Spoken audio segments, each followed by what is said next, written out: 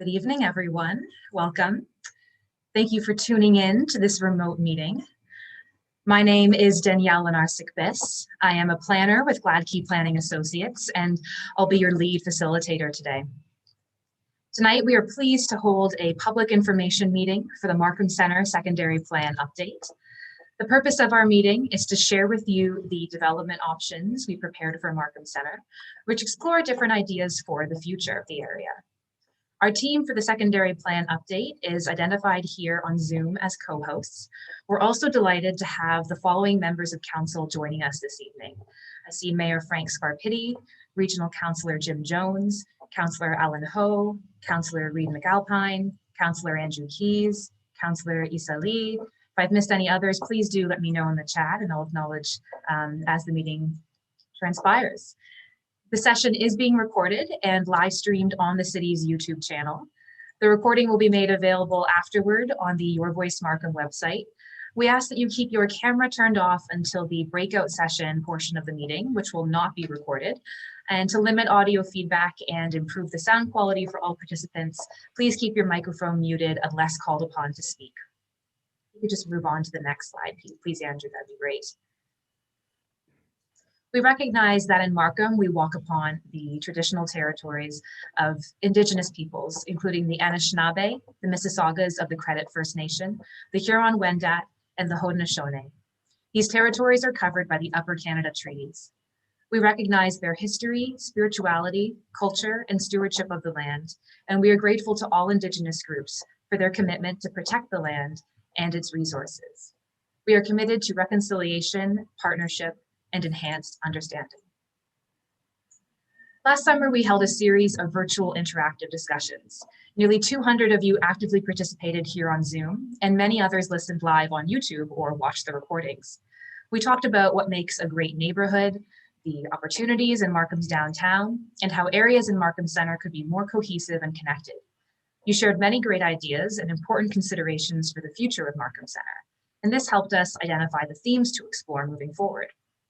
In September, we held a virtual visioning workshop and you told us more about your top issues. Together, we refined a vision and guiding principles to help inform Markham Center's development over the next 20 to 30 years. Now we need to determine what the vision and guiding principles will look like in practice. And that's what this phase of engagement is all about. You'll hear more about this shortly. As in our previous meetings, we'll have a brief presentation and then we'll turn it over to you in small groups to get your feedback. But first, to kick things off, I'll invite City of Markham staff to say some brief words. Bijou, take it away. Thank you, Danielle. Can you hear me? Loud and clear. Okay, thank you. Good evening, everyone, including members of council in attendance today.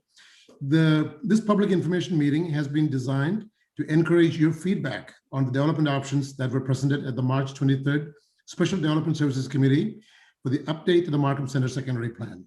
The last time we had a formal public engagement was almost a year ago when our consultants and staff sought input on the vision for Markham Center in the city's downtown. Today's meeting will be led by our Markham Center consultants and staff with the intent to engage you on the varying aspects of the development options. Please speak your mind and actively participate this evening because your feedback is very important to us. To start the conversation, I have Stephen Liu, manager of the Central Planning District, who will provide you with further context and introduce the team. Thank you, Stephen. Thank you, Acting Commissioner Cherry. As Bijou had mentioned, this evening's public information meeting represents your opportunity to provide comments on the development options for Markham Center. Now, a lot of work has happened to get us here today. As Danielle mentioned, we did have a series of formal engagements last summer that resulted in the vision for the Markham Center. From that vision, 11 guiding principles were laid out and endorsed by Council in October 2020. Both the vision and the guiding principles helped us craft the development options that are before us today in broad strokes. While we were developing the options, we engaged the landowners, council members, the public, and our public agency partners through a series of Unionville subcommittee meetings last year and earlier this year. On March 23rd, and in a special Development Services Committee meeting this year, Council received the development options and authorized staff to proceed with the engagement program on those options. Tonight's meeting is part of that engagement program. And in fact, since March 23rd, we held 3 council workshops that resulted in very fruitful discussions. We also engaged with various landowners in Markham Centre in a series of one-on-one sessions. They included York University, YMCA, IBM, Times Group, Kingdom, Lifetime, Hilton, Brivia, New World, Dorsey, Smart Centers, Remington Group, Metropia, our library, recreation, and theater groups, and Markham District Energy. We also advertised and included in the city's Your Voice Markham landing page for the Markham Centre Secondary Plan Update an online survey on the development options. If you have not done so already, please participate in that online survey, which will be closed on Monday, June 14th. So your comments tonight, including comments from the one-on-one sessions, council workshops, and the online survey, will be summarized in a report and presentation for the June 21st Development Services Committee. With us this evening are the Markham Centre team that includes staff and our consultants, led by Gladkey Planning Associates, who will be leading today's workshop. So with that, I'll hand it back to the consultants. Thank you, Stephen. My name is Andrew Davidge. I'm a planner with Gladkey Planning Associates, and I'll be joined in giving this presentation by Ken Greenberg of Greenberg Consultants. As well, we have other members of our team. DTH, our urban designers. We're joined by Brent Raymond and Rennie Bieberstein. Steer Group is our transportation consultants. We're joined by Francois Tomeo and Jordan Talker. And Stantec are the servicing experts, and we're joined by Ken Poon. So we will all be present in the meeting and in those small discussion groups, and look forward to having a great conversation this evening with you. As I present you to sort of get things started, before we hit the small groups, we want to talk to you about the options for the growth and development of Markham Centre. So before I get into the options, I think it's always good to do a bit of 101. Some people might be coming to the process fresh, and so I wanted to talk about what a secondary plan is and what is the Markham Centre secondary plan. A secondary plan is a planning document that guides growth and development in a particular area and creates a policy framework for private development to happen, but also public investment. In the early 1990s, a secondary plan was developed for Markham Centre, and it was, I think it's safe to say, ahead of its time. It really tried to create an urban place within a suburban, broader setting. And since that time, great progress has been made, but also the context has changed quite a bit. And so I think it's time for an update and a refresh to sort of reflect those new realities and new opportunities. Just a reminder of what area we are talking about today. The original secondary plan areas from the 1990s, it's outlined in blue. And since the beginning of our process of the update, that area has been expanded. First at the beginning of our process in gray, and then later by council to the red area. So we're talking about a little bit bigger area than the original secondary plan. The process to date. Back in the summer of 2019, Markham staff went out to the public to start the discussion about the Markham Centre secondary plan update. What do people like about the centre? What would they like to see changed? What are their hopes and dreams for their downtown? So they had a great discussion of pop-ups and online about those issues. Then we were brought on as a consultant team late in the summer of 2019. We spent time doing an existing conditions analysis where we looked at the area's strengths, weaknesses, and the opportunities. Then we were on the verge of having a vision, of presenting that analysis and doing a visioning workshop with the public on March 23rd, 2020, when, of course, the pandemic became a reality for us and of the lockdown. So that changed our schedule. We did a number of smaller discussions about the vision over the summer of 2020, and then had the workshop on the vision in the fall of 2020. So based on that vision, which was really the foundation of what we're trying to do as we move forward, we developed these development options that we're going to present to you this evening. So this is another key point in our journey. It's a point where we're really talking about the big ideas, and moving on from this point and the multiple consultations that we've had, we will be doing moving from ideas to recommendations as we come up with a development concept, then a recommended development concept, then a secondary plan. And each of these steps will have public opportunities for public consultation and input as we move to the final result, which is the actual policy document of the secondary plan. So I mentioned that the vision and guiding principles are the foundation of our work. They're what we're trying to achieve. And they are a product of our conversations with you last fall. And to put it succinctly, the vision for Markham Center is that it is Markham's downtown. It's the heart of a city. It's a vibrant place, an intense place, a mixed-use place, a downtown with a great draw for Markham residents. I'm getting a bit of feedback, so if people could mute their lines, that would be appreciated. So talking a little bit more about what the vision means in a little bit fleshed out, putting more flesh on the vision, we have these guiding principles. The first one is that we want to create a place that is the heart of Markham, the crossroads of the community. People coming to the downtown for many different reasons. We want to create a place that is a part of Markham's economy, so a major job center and a diverse and prosperous place. We want to support arts, culture, and recreation, both as drawing people to the downtown as a natural focal point, but also to create a strong identity for the downtown.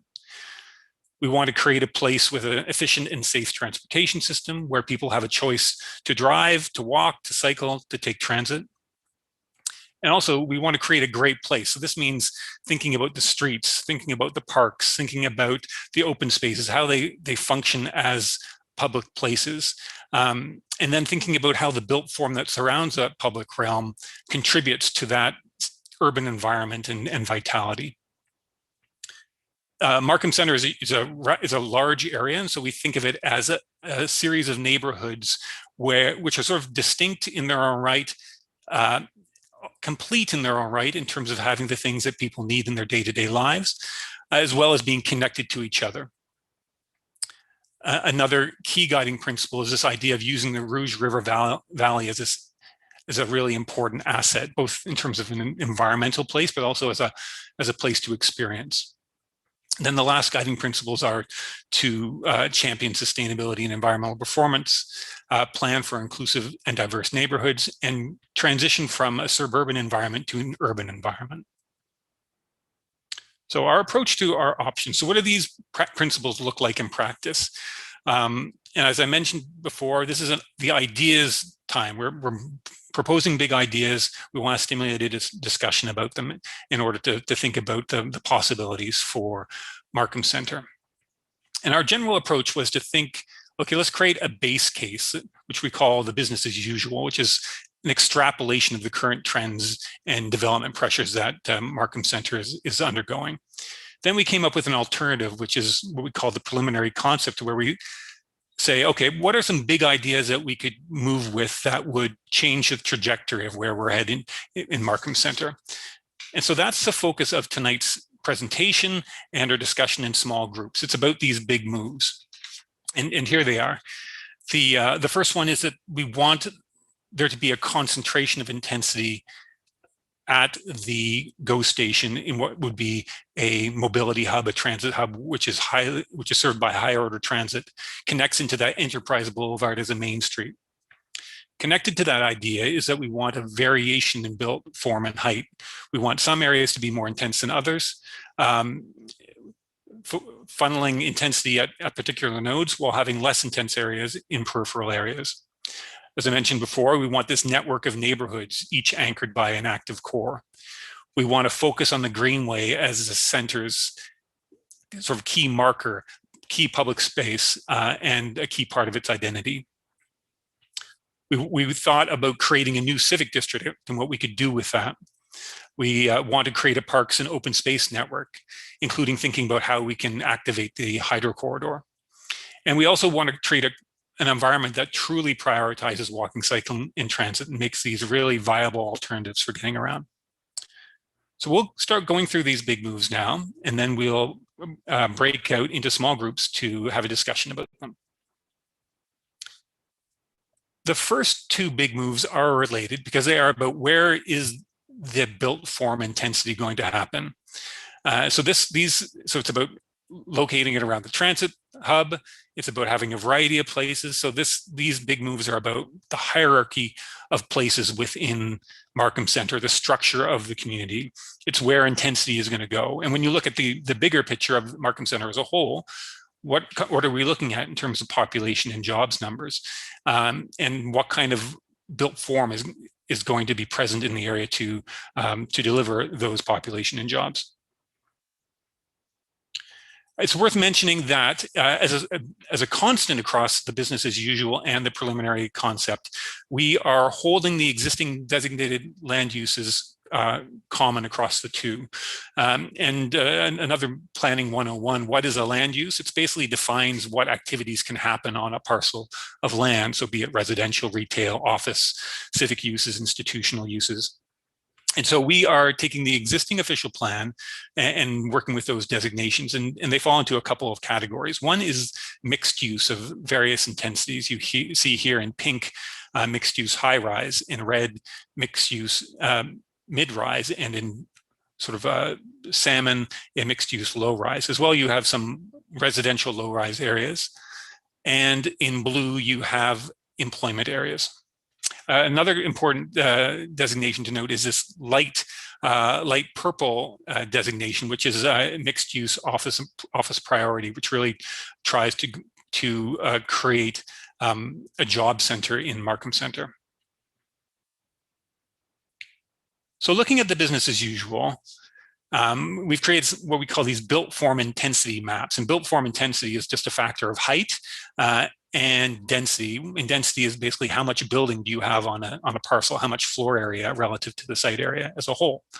And as you see here in the business as usual, the intensity is really sort of spread out in sort of an undifferentiated manner, but especially within that mixed use high rise and office priority areas designations I just talked about. Now, in the preliminary concept, we provide a little bit more structure to where that intensity is going. We have the primary intensity happening at that transit node. Then we have sort of a step down in intensity to secondary nodes, one just west of that primary transit node, and then another around the Weston and 7 area. And then you have more local nodes of lesser intensity to the east and west at the peripheral areas of Markham Centre. Here you have sort of the same concept, but showing stories. And the stories here are arranged because we don't want buildings of all this of a certain height. We want to have built form massing, which has a variety of heights to create visual interest. So we've represented that here. And as business as usual, again, you sort of see this sort of the darkest purple sort of spread throughout the area. Whereas in the preliminary concept, it's much more focused in a primary height peak at the transit node, a secondary one at Warden and 7. Here you have the same idea communicated in a different way through density. And here in the preliminary concept, showing the similar pattern. We also did a 3D model of the two areas, or the two concepts. And this is the business as usual. What you see here is existing buildings in gray, proposed buildings in blue, and potential buildings, sort of an extrapolation in purple. You see, obviously, a lot happening around the transit node, but also quite an intense area around Weston 7, especially southwest of that intersection and southeast of that intersection, but also higher buildings sort of in other sort of more peripheral locations. Whereas in the preliminary concept, you really do have that sense of a primary node of intensity around the GO station and other kinds of intensities elsewhere, including low-rise and mid-rise areas. So just to give you a sort of a statistical comparison of the two options relative to where we were in the 1990s, you see here in the 1990s, 25,000 people and 17,000 jobs. High, I guess, was considered high density at the time.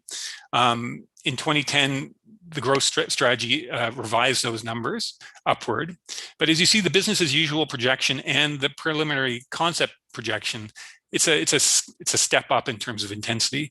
And that's because people are actually really interested in Markham Center and want to build here, and we want to shape that development interest in a way that both achieves a great positive concentration of activity, but also delivers on a great quality of life.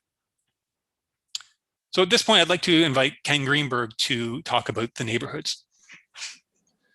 Thank you very much, Andrew. So each of these big moves is actually related to all the others. They support each other and they rely on each other. And one of the critical departures from the business as usual is an emphasis on what are now called complete communities that have housing opportunities for all segments of the population, including incomes, ages, family composition, and so on, walkability, a mix of living and working and other uses serving daily life, public spaces that are community focal points, and access to parks close to where people live and work. So if you go to the next slide, what we have identified in these circles, these 7 circles that you see here, which are walking radii, are these 15-minute neighborhoods. And this is a concept that has really gained traction all around the world in the last few years as we move to a more sustainable way of living and a more sustainable way of developing. Interestingly, the mayor of Paris, Anne Hidalgo, ran her recent successful mayoralty campaign based around the idea of Paris of a quarter of an hour, or the 15-minute city. This has cropped up in Melbourne, it's cropped up in cities around the world, and certainly in Ontario, and is serving us here. And in a sense, what we're doing is going back to the future. We're going back to characteristics that we used to have before we became so dependent on the automobile, which is neighborhoods where you didn't have to get into a car to meet every need, where kids could walk to school, where you had local library, community centers, a local high street where you could do your shopping, a local park that people gravitated to where they could get to meet their neighbors, the ability to move around with a bike or walking. And so what you'll see here is each of these has a red polygon at its heart, and they're all a little different. Each one has a special characteristics. The geometries vary based on particular opportunities. So each one of these neighborhoods would have a distinctive character, a distinctive identity, but what they would have in common is that idea of proximity, walkability, and the ability to access all those things in the course of daily life without an automobile. One I want to call to your particular attention is going from Birchmount and Enterprise, Birchmount Square, over to the GO station, where 2 of these, in fact 3, are connected. And that distance from Birchmount Square to the GO station is about 800 meters. So it would be, if it were a pleasant walk, it would be a leisurely 10 to 12-minute walk. And we see that as having the opportunity to become a high street connecting that intense primary node that Andrew has identified around the GO station with what has already started to happen at Birchmount Square. So next slide. So just to give you an idea of what this looks like, this is from Port Credit in Mississauga. I did a master plan for the city of Mississauga some years ago for some obsolescent industrial land at the base of Huron, Ontario, where Huron, Ontario came down to the lake. And it called for the creation of such a 15-minute neighborhood. And the developer who successfully responded to the opportunity. It's called Frank Giannoni, and they were able to produce a community, and you see a couple of images from it here, which has that signature public space. What you're seeing on the left are some live-work units, with small-scale local businesses, with people who live above their shops, their studios, their places of business. But what's really important is the emphasis on walkability and the fact that so many local needs can be met in the heart of this community. And go one more. So here is another example, this one from Montreal. This is Place Simon Valois in Hochelaga. And this is another one of those signature squares. You'll note that the building scale surrounding it is lower than what we're talking about generally. But what we are talking about, and we'll get to that when we talk more about built form, is a scaling down of buildings so that when they meet these public spaces, they create a pedestrian scale, a welcoming environment. They're lined with active uses, such as you see here. You'll also see the street design, which incorporates bike lanes, and for the purposes of special festivals and markets, like what you see going on here, those streets can be transformed. I mentioned that every one of these squares in the heart of the 15-minute neighborhoods will have particular characteristics or geometry. So in this case, the diagonal at the top of the image is actually the remnant of a rail line that became no longer required, which created a special entrance into this square. Next. So another one of the big moves related to the 15-minute neighborhoods is a focus on the Greenway, the 3-kilometer stretch of the Rouge River branch, which runs through the heart of your city center, Markham Center. And this is a unique feature, as far as I know, in the Greater Toronto area, in the Golden Horseshoe, in fact. I can't think of any other downtown that actually has such a natural feature running through its heart. It gives you the opportunity to have a unique identity to, on the one hand, preserve the ecological integrity of the habitat, and at the same time produce a remarkable recreational amenity for all of these neighborhoods and for your downtown as a whole, all of them connected to each other and to it, and providing a great variety of experience.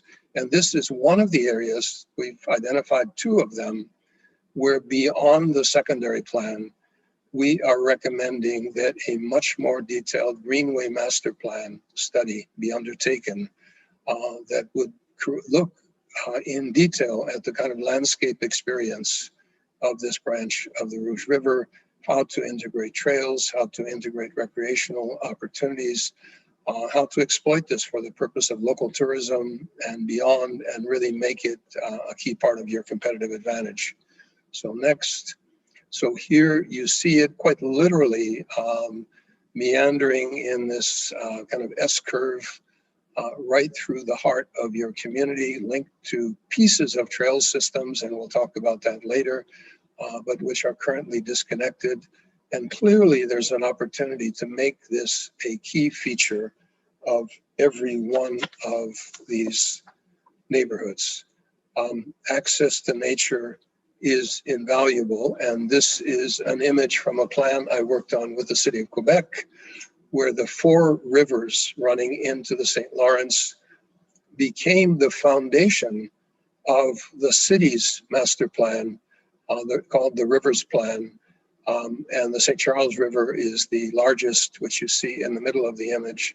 And each of these rivers was looked at intensively with all of the surrounding local communities in ways that would make it the heart of those communities and those community experiences. Next. So again, what does this look like? And I think we've all had the experience in the last 15 months and more of COVID, having a real desire to get into nature for our physical health, for our mental health, for our spiritual health. And so this is an image from the Bois de Saragoué, a nature park in Cartierville in Quebec again. And what it demonstrates is we have learned how to be in these environments, respecting the flora and fauna, respecting the natural habitat, and at the same time giving us access to this unique treasure, which is really one of the wonderful things about living in a Canadian city. Next. Now here's an example from Paris, Martin Luther King Park. And again, it's the contrast of being in the heart of a city and being able to experience this. And if any of you have been out on the Leslie Street Spit in Toronto, stretching 5 kilometers out into Lake Ontario, which has this kind of sense of almost a wilderness experience, you actually have 3 kilometers of that running through the heart of Markham Center. And that's something we really want to take advantage of. Next. Thank you, Ken. I'll do the next big move, which is the creation of a new civic district. So the idea here is to really create a focal point for downtown that's going to be key to the Markham identity and Markham's conception of its own downtown. Also to anchor, to serve as an anchor use for that downtown and to offer a mix of civic amenities. And so in the business as usual, we pretty much play it as it currently is. The civic center stays where it is. We could potentially envisage infill around it to create further civic amenities. In the preliminary concept, we'd try something new. We create a new civic district that would serve as an anchor for that transit mobility node around the Unionville GO station. We would, in this conception, we are relocating the civic center, which doesn't necessarily need to happen. There could be a civic precinct without the relocation of the civic center. We're thinking of a central library, a performing arts center, and a key open hardscape public square that would be the outdoor meeting place for Markham. So here are some precedents. We have Civic Square in Wellington, which is a very attractive square surrounded by civic uses, including the Civic Center. Of course, this is very familiar in the GTA as well. We have Celebration Square in Mississauga, the city center or civic squares at Brampton and Kitchen, Nathan Phillips Square in Toronto. All of these places sort of are iconic and define their municipalities when people think of as the meeting space for the municipality. Connected to this idea of the civic precinct is really the idea for the entire mobility hub and transit node, and how this can be made to be a distinct place as well. How can the train station be treated in a way that creates a sense of arrival in Markham and a sense of excitement and a connection from that higher order transit into the urban fabric surrounding it? And connected to this issue is there's a rail line, which could be it could be viewed as a barrier for that Enterprise Boulevard, which is the main street. And so how can you artfully turn that barrier into an opportunity?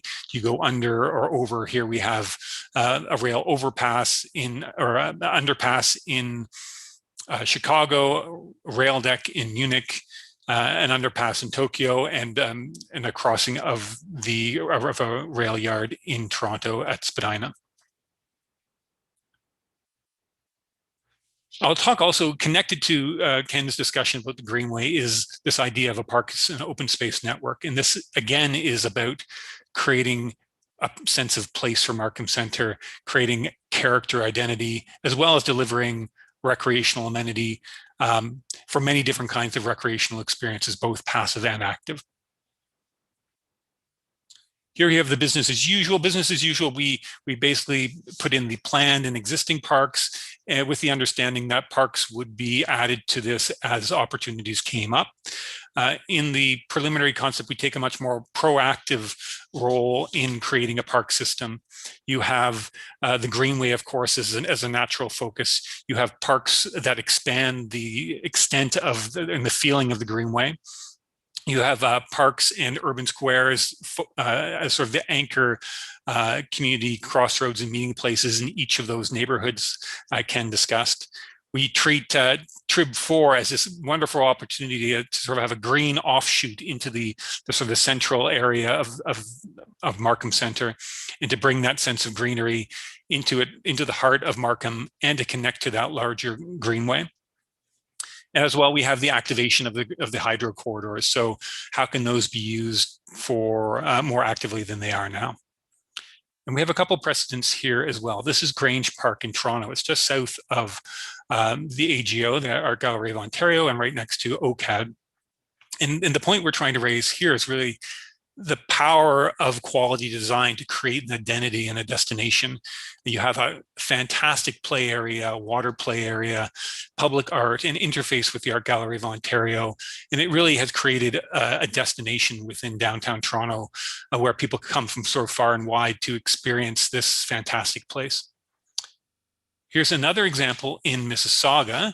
It's Korea Park. And it is it's inspired by Mississauga's sister city, Korea, in Japan, and it's a Japanese garden. But another idea of creating a destination, a special place in the heart of a downtown. Here we have how a hydro corridor can be activated. This is the Finch Hydro Corridor in Toronto, and you have a trail that runs through it and creates a really almost a highway right across Toronto for cyclists, for walking, for active uses. And these are sort of preliminary. So that's Finch Hydro Corridor has already been programmed, and this project is the Meadowway project, and it's just a rendering. It's about how can they take that corridor and even improve its utility even more through plantings that naturalize it and make it a real ecological area, but as well, how can it be used for other low intensity uses, or any uses that really you can get away with under a hydro corridor? Here's an example of urban agriculture and community gardens that could happen in the hydro corridor. So I'll do the beginning of this one. This is our last big move, and it's about the idea of how can we make Markham Center a place where walking, cycling, and transit are safe, attractive, and viable, and actually represent an alternative, a viable alternative to the car. So what we're talking about here is creating a shift from the car to other uses, having great connectivity, but also safety and quality of experience in how people move around through those active uses. And we've included something on transit here because it's a fairly significant issue for the planning of Markham Center. And it's these, Markham Center is blessed with higher order transit that a lot of other centers don't have. You have the Viva Rapidway running through it. You have the GO line going through it, as well as a long-term project for a 407 Transitway in red. And so what we've done in business as usual is taken the EA approved alignments for these for the Transitway and for the Viva Rapidway and for the 407 Transitway.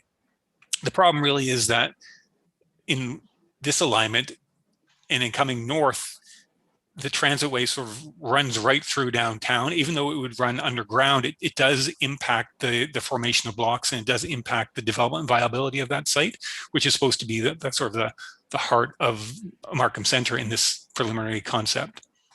So what we've done in the preliminary concept is we've reduced the impact of that 407 Transitway by running it along the southern edge.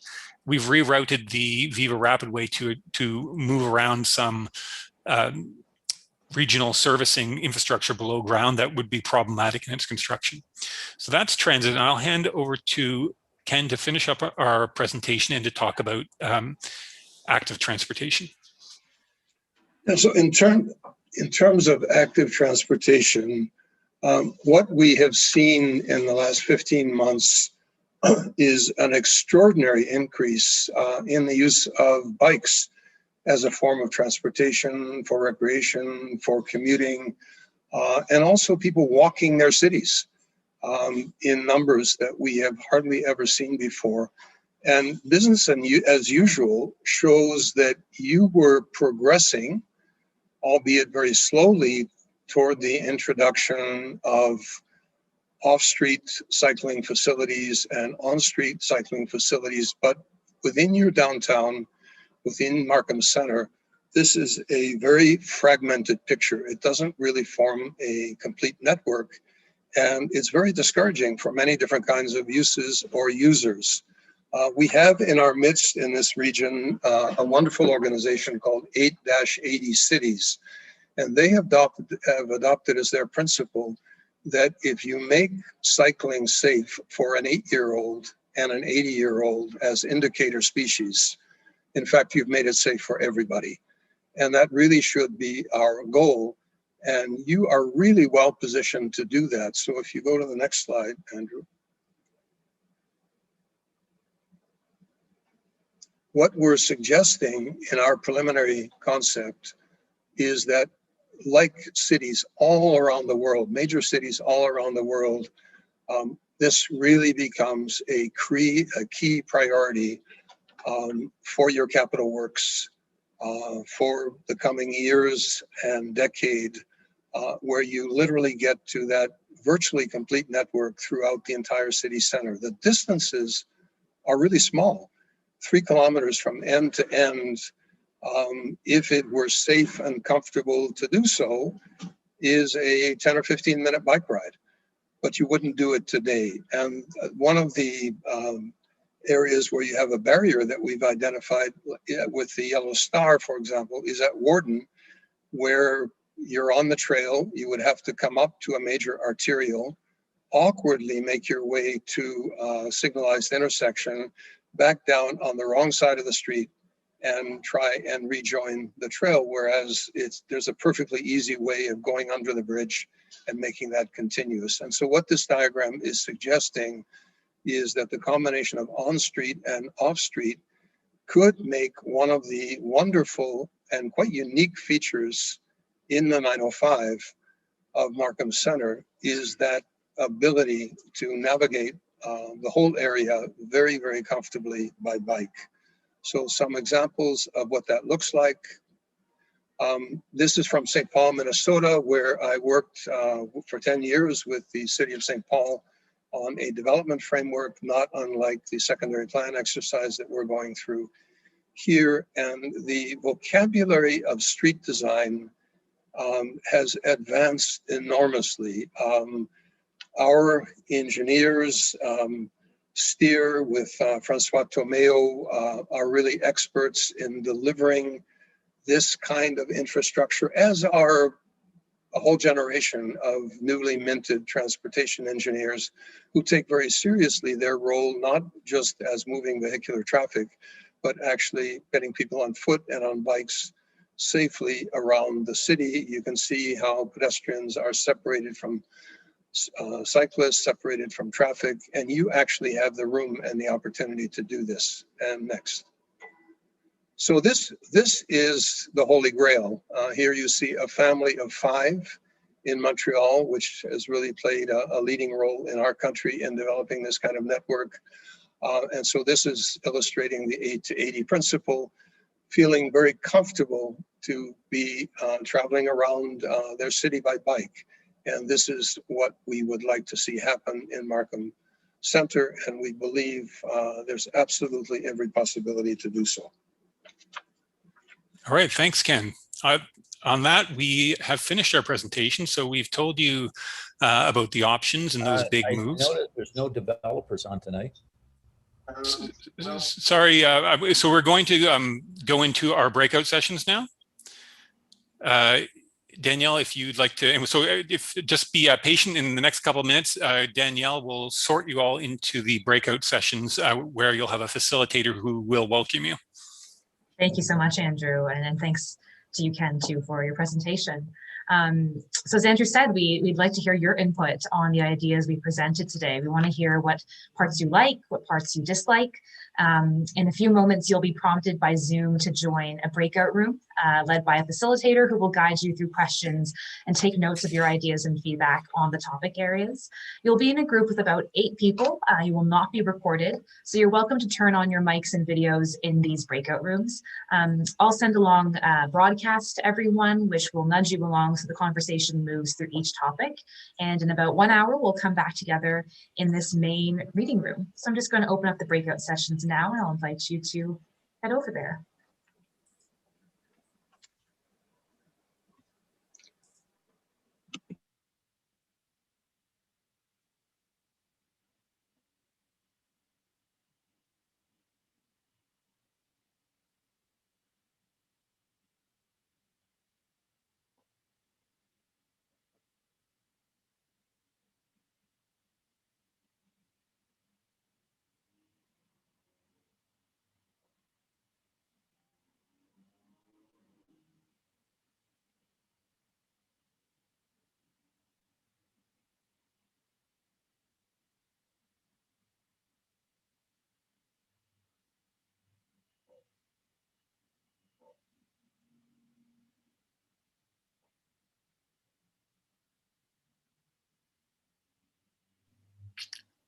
Sorry, am I in the breakout rooms or do I have to go into a room? 1 second, let me just get you worked out there. Hold on, I'm just setting up the full screen mode here. And if Marco, you're still on the line, we're welcome to turn off the recording just now. Danielle, I'm not in a breakout room. I somehow didn't make it in. Oh, okay. And I was just sucked out of mine, so. We'll see, it may have been when I shared my screen. It potentially, there we go. I'm also not in a breakout room, sorry. Oh, I feel like everybody was in their room, and when I shared my screen, they came back. So hopefully now everybody should be. I'm not, Danielle, I'm not in a breakout room either. Joseph, so we only have 5 breakout rooms right now. So some folks who were initially assigned to rooms 6, 7, and 8 are just in this generic room right now in our main, yeah, so some folks, I was just gonna get to that. Hold on, just making sure. Are you able to see my screen okay with the, Yes. Is awesome, okay. I'm just setting that up for anybody who's joining us. Anyone who's joining us via live stream. Hi, it's Ron G. I'm not in a breakout room either. Hi there, Anji. I wanted to ask if you'd like to be placed into one. We've got 5 breakout rooms. I can place you in one now, and if you'd like, you can leave and join another one after. Is that okay, or would you like just to stay in one the whole time? I'd like to move around to see what's happening. Great. Okay. Well, I'll put you in a. How do I do that? I can set that up. Hold on. My screen has changed around a little bit here, so I don't know if. Ranji, you'll be made into a co-host, and then you'll be able to join. You'll see 5 rooms. Ranji, I'm just putting you into Andrew's room. Here you go. Okay. Sorry, everybody. My screen changed around a little bit once I started sharing my screen, so I got a bit disoriented for a second. Daniel, let me also help. I'll assign Joseph to room 4. Great. Yeah, I can do that now. Oh, it's gone. Never mind. Yeah, it's when we had originally the 5 rooms, I wanted to check with everybody in this main room. I see a couple of folks also haven't joined. So I see Regional Councillor Jones opted not to join his room. And I'm just seeing, as well as ourselves, we're still here.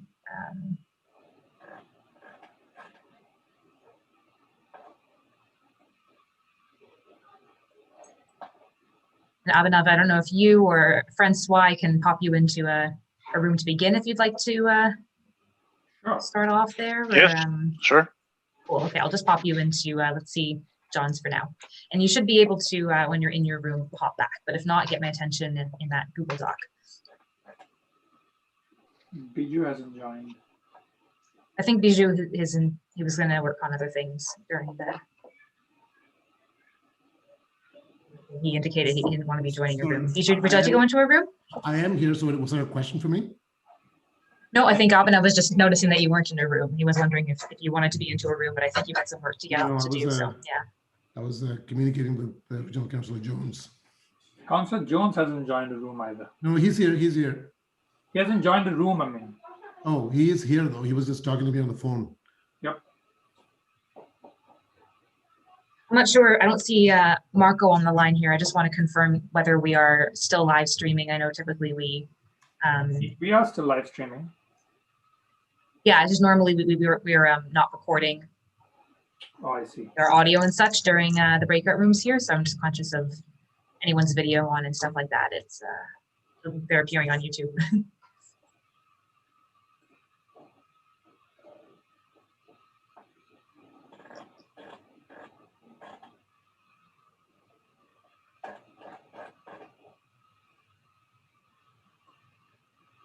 I see a couple of folks who aren't in breakout rooms. If you do hear us, you may have logged on via your phone and thus not able to join a breakout room. So we invite you to reconvene with us in about an hour. If you'd like to join a breakout room, feel free to unmute yourself and I can bring you over. I see Antonia, someone named FW, and a Galaxy A50. 3 participants that aren't in a breakout room. If you'd like to join a discussion, just let me know. Otherwise, Daniel, are you going to assign me to a room? would you like to join one, Abhinav? Sure. I mean, unless you want me for company. Yeah, Marco. Yeah, no, it's just to listen in. I think there's. I'll put you in. Let's see, Brent's room, I suppose. Okay. I wasn't sure if you wanted to join or you just. I see Parvati went and joined one herself, and so did Steven. So I'll put you in number 3. Yeah, and Marco just confirmed that we are still streaming. Okay.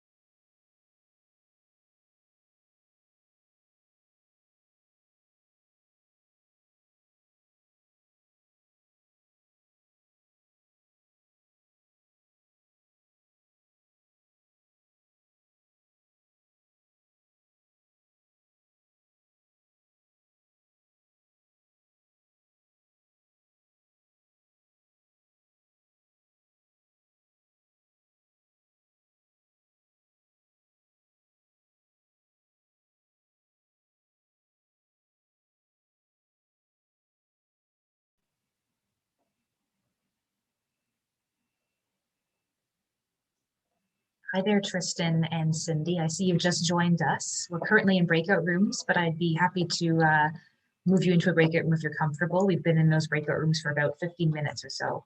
If you'd like me to drop you into one, just let me know.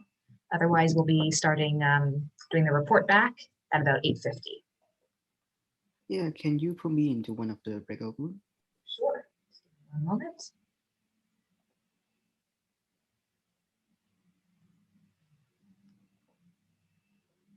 Just be popping you into room 1. Thank you.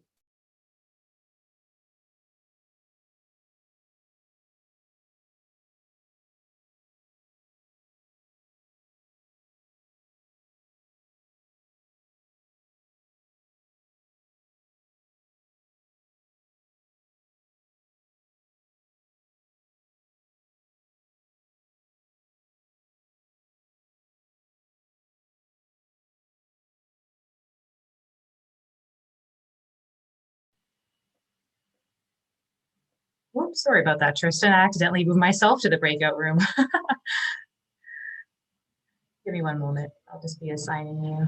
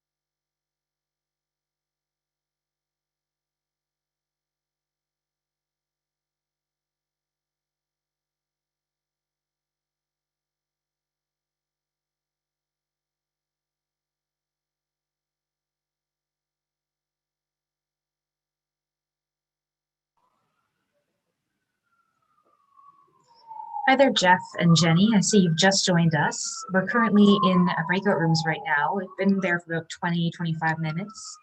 If you'd like to join one of the rooms, though, I can drop you in and you'll be able to pick up where they currently are on their topic. Feel free to unmute yourself and let me know if that's of interest to you. I'd be interested. Okay, I'm just going to drop you in, Jeff, and you may have to introduce yourself to the group that they're just going to swoop in the middle of their discussion. I think they should be on potentially the third topic or so. So just I'll be putting you into room 2 with Andrew. Thank you.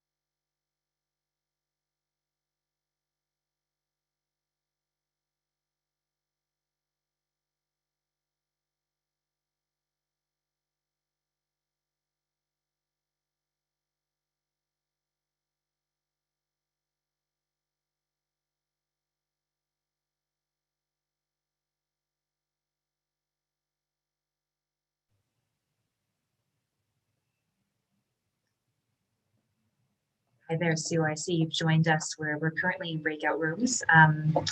If you'd like to have me drop you into a room, I can do so. It looks like you're on your phone. I'm not sure if you'll be able to join if you've called it on your iPhone, but we can test it out. Feel free to unmute yourself and let me know, or send me a message in the chat and I can move you into a breakout room.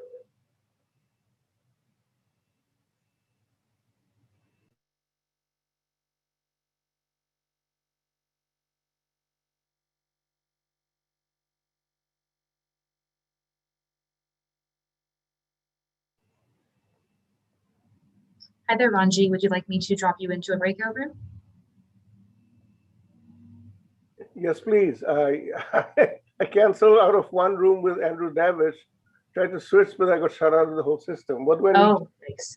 I think if I make you a co-host, here we go, you should be able to organically go in between rooms. So now that you're a co-host, if you look on your Zoom panel, there should be a breakout room tab and you can join a room. If not, let me know. Okay. For you. And if do you see that or no? I just see at the top the host has opened breakout rooms. Please wait to be assigned. Okay, I'll assign you to a room, but you I'll put you in one now. I think when you're in the room though, you should be able, it'll say at the bottom, you know, leave room, and there'll be different options like leave and go to main room, leave entire meeting. So you'll want to click leave room, not leave meeting. Okay. Okay.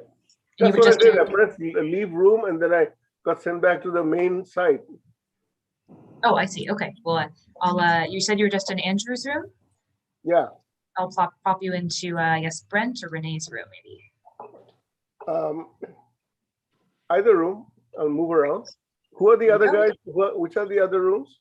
There's John and Ken and Brent and Renee, and I think Andrew, Brent, and Renee's rooms just have one fewer person, so it might work to go in one of those. They only have 9 people instead of 10, so I'll put you into Brent's. Okay, thank you.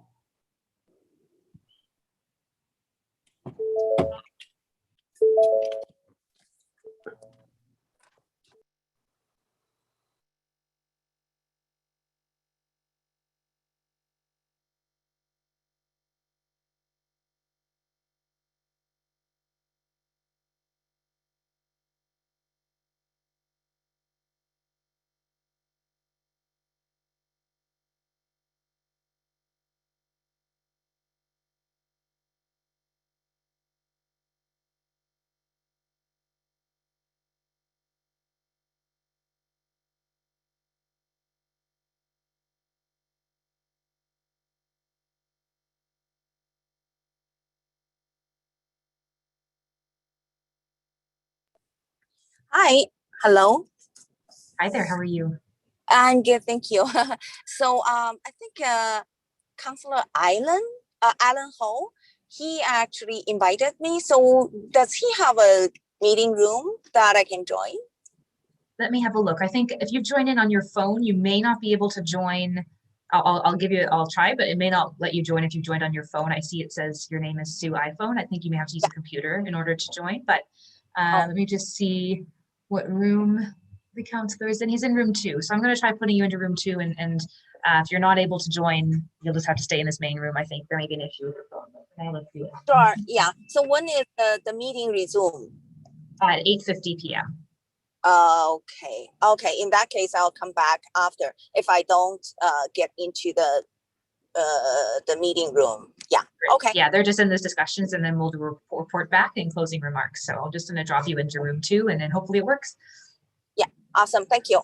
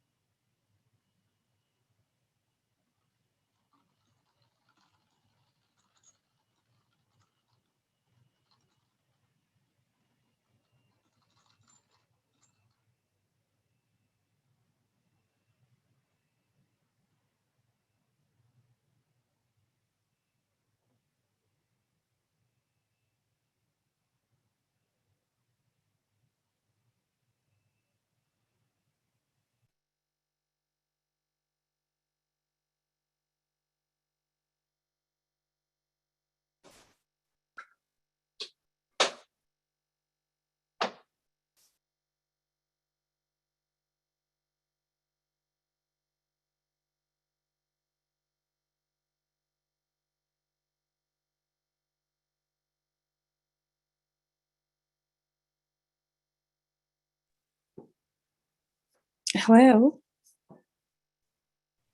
Hi there, how are you? Is that Jenny? I'm good, Danielle. How are you? I'm well. Are we Yes, able to it join a is. You know breakout room what? I before? was in the. I was, and I was listening, and I was trying to get myself off mute, and then I had to do some setting adjustments on my phone, on my apps, and then it booted me out of the meeting room. So I was just wondering, like, more than happy to join back in, but I know that we're running out of time. So I'm just wondering, is there any way of providing input or Absolutely. Yeah. kind of engaging with anybody, you know, afterwards, if Yeah. possible? Because I like, they're talking about parks right now and what you need, and everybody in our room has different sort of needs and interests, and I just want to make sure my voice is heard as well. Yeah, if you go on Your Voice Markham, which you probably may have gone there to get the Zoom link to this meeting, on the Your Markham Center page on Your Voice Markham, we actually have an online survey up right now that's live until Monday, and it's got all of the slides from today, and you can every question has, like, you know, to what extent do you agree, and there's also an open response area, so you can, you know, write as much as you wish there, and there's also a forum, so if you don't want to fill out the survey, you can just write an open response in that message forum.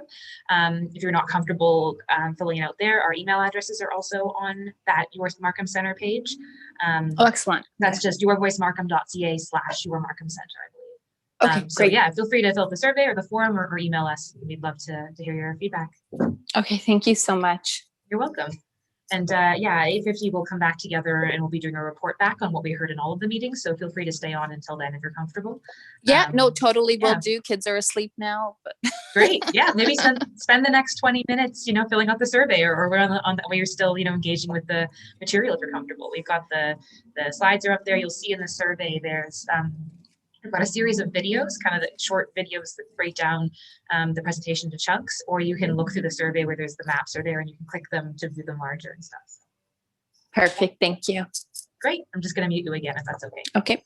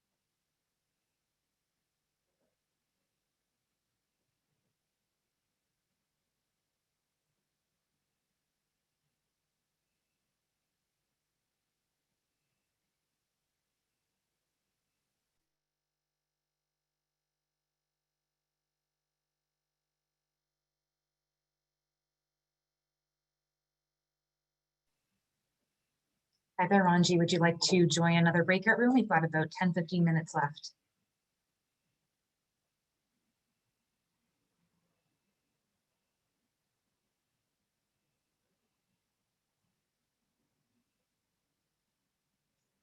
Hey there, Ranji. If you can hear me, just let me know if you'd like to join another breakout room.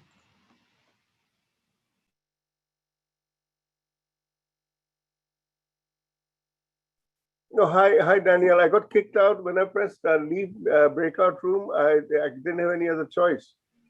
Oh, that's strange. Okay. Well, would you like to join one more room for the next 10 minutes or so? Yes, please. Okay. I think you've been in, have you been in John's room and Brent's room? Already, That's correct. I think, right? I Okay. was in David's room and Brent's room. So any other room that has some interesting participants, like where is Regional Councillor Jones? Regional Councilor Jim Jones has been in this main room. He hasn't joined a breakout room. Okay. Yeah. Where are the other councillors? Is Rick Tranquata in any of them? Or yes, in room 5. I see, yeah, Richard Tranquata is in room 5. Yes, please. Would you like to drop you in there? Yeah. I'm just going to drop you, Ranji, into room 5. Okay, thank you.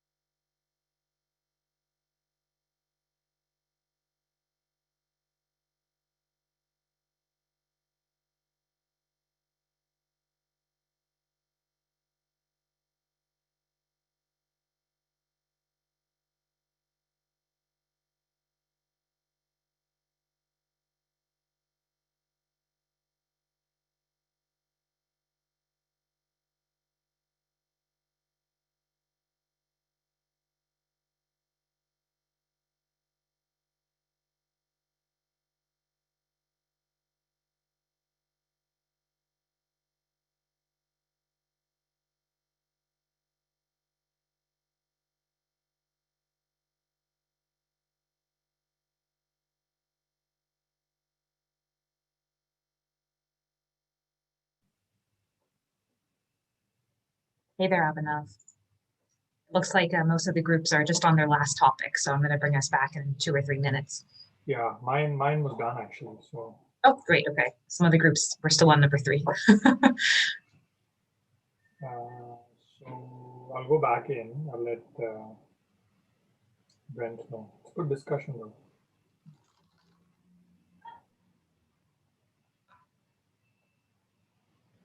Oh, I see. Brent's room. Yeah, looks like the other groups are just finishing up. I know looks like Ken's group, I don't think, has moved on to those other ones.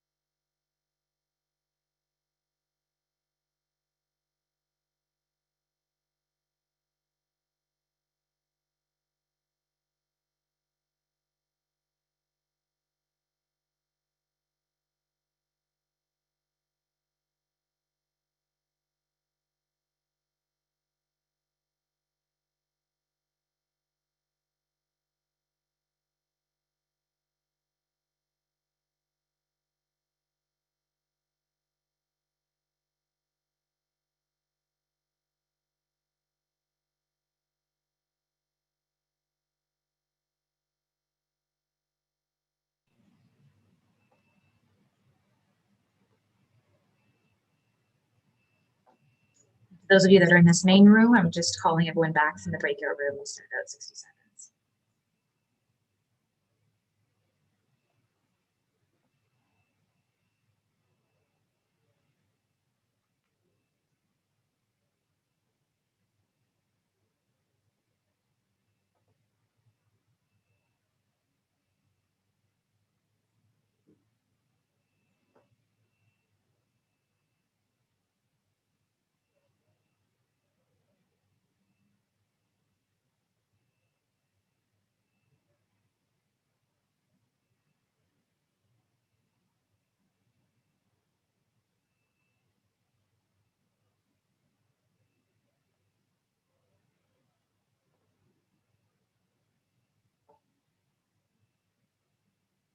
Hi, everybody. As we all come back, we'll just invite you to keep your microphones and cameras off just so we can ensure everybody can access the meeting in terms of their bandwidth and accessibility. Hi, everybody. I see you're all joining again. I'll just invite you to keep your turn off your camera and microphone just as we begin back in this main room, which is being recorded, and just to ensure that this meeting is accessible for all folks of different internet bandwidths and connectivity. So if you could just keep your video and audio turned off, that would be wonderful. we're just going to share the key takeaways from the small group discussions. So just one more reminder, if your video's on, I invite you to turn off your video and ensure you are muted just to make sure this meeting is as accessible as possible. All right, so what did we hear from you in these small group discussions? Well, you had 6 main topics. The first one focused on the transit node intensification.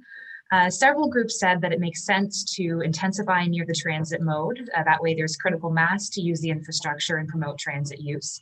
You told us it makes sense that the area further from the transit node would have lower density. You emphasize that there should be the right uses at the transit node, so both residential and office uses. But you also encourage intensification along the BRT, since there has been investment there. It's a major transit station area. You said there should generally be peaks and valleys in terms of built form and density. And then when you moved on to your second topic, looking at built form and height, you said that varied height is a good thing. You want texture and balance. Several groups said that mid-rise buildings can provide natural transition between areas with greater density. You told us you're concerned that buildings are getting taller and taller and lining the skyline, and you flagged that too much height and density will mean congestion. But you also acknowledged that to be a downtown, we need density. You know, one group said it shouldn't be concentrated near the Greenway, but rather along major roads where transit is located. One group highlighted that the pedestrian experience is really crucial and how high rises make the experience closed off. You said that varying heights will be more engaging with open space and access to sunlight. And one group suggested that landmark buildings can be important markers or gateways in each neighborhood. There was lots of positive response to the idea of 15-minute neighborhoods, supporting pedestrians and being able to walk to amenities conveniently and maintain a healthy lifestyle. You said how right now you have to drive to do errands like groceries. So it's really important to create an attractive streetscape with interesting areas to walk along. One group said to minimize surface parking lots, in addition to smaller shops along streets, also having some cafes, larger retail, and community uses such as daycares. You said as part of these 15-minute communities, having better connectivity through walking trails and cycling routes, and thinking about accessibility in winter conditions. A lot of you talked about parks and open spaces in the Greenway and said, you know, to harness the Rouge River, design parks that work around the Greenway. Several groups emphasize that there should be large parks that have a variety of uses and are programmable with recreational facilities like soccer fields, baseball diamonds, and tennis courts, as well as kid-friendly and youth-friendly spaces. You'd like to see smaller squares and courtyards around development that could come in the form of POPs or privately owned public spaces. One group said that a park system, should really be open and connected through trails, and the secondary plan could outline a hierarchy of parks. In terms of the Civic District, several groups told us that there should be a Civic District near the transit node to help create a lively environment. You like the idea of a public square, creating a space for arts and culture, perhaps a community center. One group said there needs to be a library in Markham Center. Group said that it doesn't necessarily need to house city staff offices and the Civic Center of the Civic District, but there should be employment uses near the transit station and a lively community there. Finally, in terms of pedestrian, cycling, and transit network, this topic was really naturally woven into the discussion and other topics, but you really emphasize that having more options will ensure other modes of transportation are used besides driving, and connectivity is key. You said safety is really crucial for both pedestrians and cyclists. Markham Center, you said, is not bike friendly, and separated bike lanes would be a huge help here. So I'm just going to invite Andrew to share the next steps of the project. Thank you, Danielle. And thank you all. We had a really great breakout group with a lot of great ideas and lively discussion. And thank you all so much for contributing to this discussion. And as well, thank you to the facilitators and the note takers for your contribution to the conversation. As we look to next steps, we're really moving from the big ideas, throwing them out there, seeing what people think, to identifying a way forward and coming up with a development concept that we want to walk forward into the secondary plan and the actual policy writing process. And so that's where we are right now. We're going to present the findings of our engagement on the options. That includes the meeting tonight, our discussions with council, our discussions with landowners and other stakeholders, as well as participation on the online platform, which I encourage you to go to Your Voice Markham to participate in that. It's up until Monday. We'll be reporting on all of that to council through the Development Services Committee on June 21st, so later on this month. And then coming out of that meeting, we will be working with city staff to develop the development concept, and over the summer, early fall, and then taking that concept to engagement again in the late fall. So having another conversation with you about where we've moved the concept from this option stage to the concept stage. So that's where we're headed. And again, thank you very much. And Danielle, I'll hand it back to you, or should I hand it back right to the City of Markham to say goodbye? Thanks, Andrew. I see Stephen's turned his video on, so I'll just hand it over to Stephen and Bijou to make some closing remarks. Okay, thanks, Danielle. So I'm going to sound like a broken record, but exactly what Andrew was mentioning. First and foremost, thank you everybody for attending this evening's public information meeting. Even though it's a beautiful evening, you were here with us to participate. And your participation does not end tonight, because as Andrew was saying, the findings from today, the one-on-one sessions, the online engagements, the surveys, they're all going to be presented at the June 21st Development Services Committee meeting. And we're not done. We're going to continue refining the plan over the summer, bring forward a draft concept, which would lead to further engagements. So though we are we've come very far with advancing the secondary plan update, we still have a lot of work to do. And of course, it's all done with your help. So again, before we log off tonight, please, everybody, just reminding you to please go on Your Voice Markham and participate on that online survey. Thank you. Thank you for your insights. Thank you for your comments this evening. Stay safe and enjoy the beautiful weather and the rest of the week. I'm not sure, Bijou, if you want to end it off. No, I'm good. Thank you very much, Stephen. Thank you, everybody, for attending the meeting tonight. Much, everyone. Yeah. And if you participated last summer, thanks for coming back and continuing to engage. Thank you, everybody. Thank you.